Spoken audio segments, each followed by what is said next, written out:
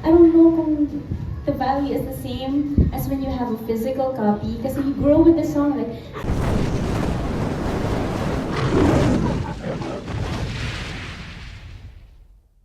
how do you feel, ate, na finally you have something for your supporters na kapag bit-bit nila, oh my gosh, meron na akong vinyl ni Kyla.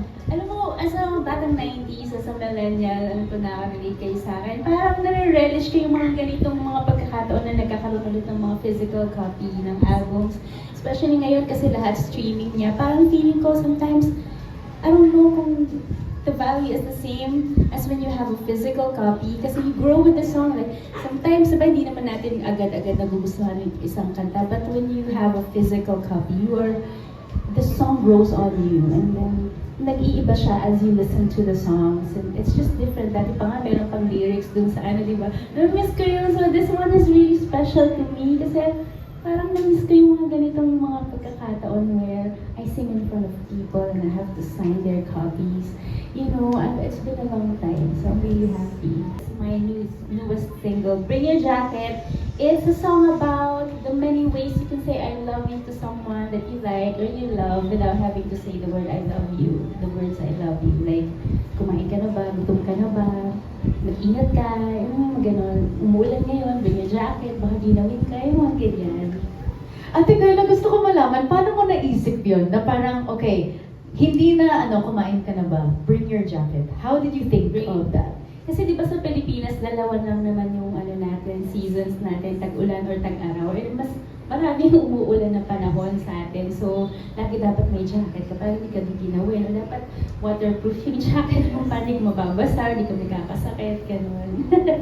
Na-experience mo na ba, ate, na may sabi sa'yo na, Bring your jacket. Bring your jacket. Di ba normal yun? Kasi like sometimes, oo, kasi, pag minsan, lumalabas ako, sinasabihan ako ng asawa ko, don't forget to bring your jacket, it's raining outside, yung ganon. Right? I didn't write the song by the way ha, pero, di ba, normal ba yun? Kasi sa akin, normal siya. Yung sa akin, I don't know about everyone else.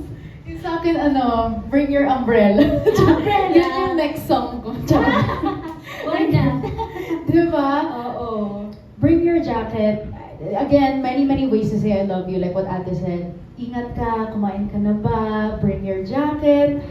And ito, ate, how important would you say is this song to you? How important?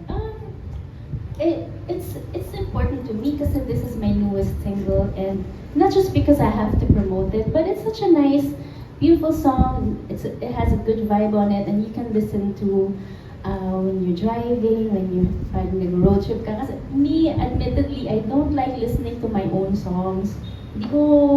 I don't know, I don't listen much to my own songs unless naka-earpads ako. Parang ayoko naririnig nila na naririnig ko yung pinapakinggan ko yung sarili kong kanta.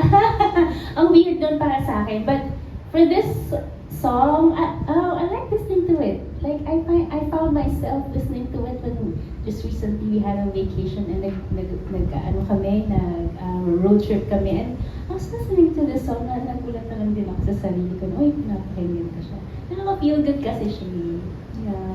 I love it. You know, again, bring your jacket. And ate, this one, I mentioned to everyone earlier, no taking of videos, but I have to know, we are gonna show everyone the visualizer. Kailan nyo ni-record tong visualizer, and how was the concept creating this? Kailan ba? Mga 2 months ago.